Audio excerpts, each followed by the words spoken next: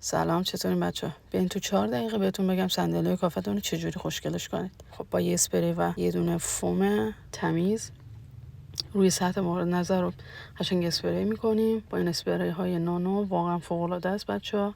حتما پیشنهاد میدم که استفاده کنید. فوق العاده است، چربی خیلی بالایی داره و سطح قشنگ براقش میکنه، مخصوصا جایی که خیلی پا و حالا مورد استفاده قرار گرفته. خیلی کاربردیه.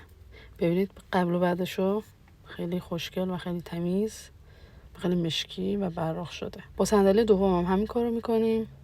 قشنگ سطح رو با اسپری آغشته میکنیم و با همون ابر کوچولو کل سطح رو یک دست میکشیم و قشنگ این اسپری پخش بشه. برای پایه های پایین هم همین کارو میکنیم و واقعا فوق العاده است. چربی خیلی بالایی داره بچه‌ها و من حتما پیشنهاد میدم که اینو حتما امتحانش کنید.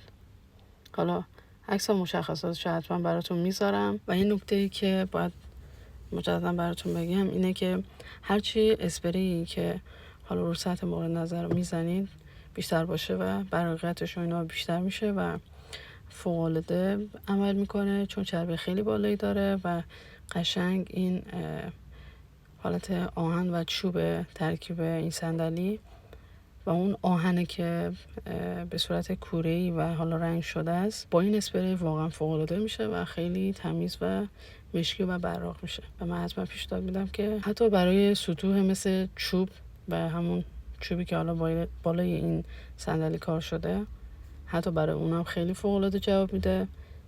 یه جوری انگاری که مثلا ضد آبش کنه، به این شکل میشه. خب این صندلی هم تموم شد، میریم صندلی سومم تمیز کنیم. بچه کثیفه صندلی قشنگ مشخصه و ببینید من چجوری دارم کل سطح رو اسپری میکنم براتون.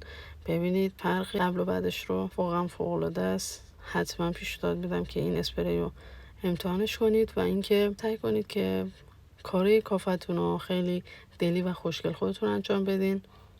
من که اینجوری حالم بهتره و سعی میکنم این کارهای ریزکاری و کار مهم رو من خودم انجام بدم و از این کار لذت میبرم. بچه خوشحال میشم که اگر مورد استفادهتون قرار بگیره منو سابسکرایب کنید و لایک شیر یادتون نره و حتما منو داشته باشین و از من حمایت کنین. من خیلی خوشحال میشم.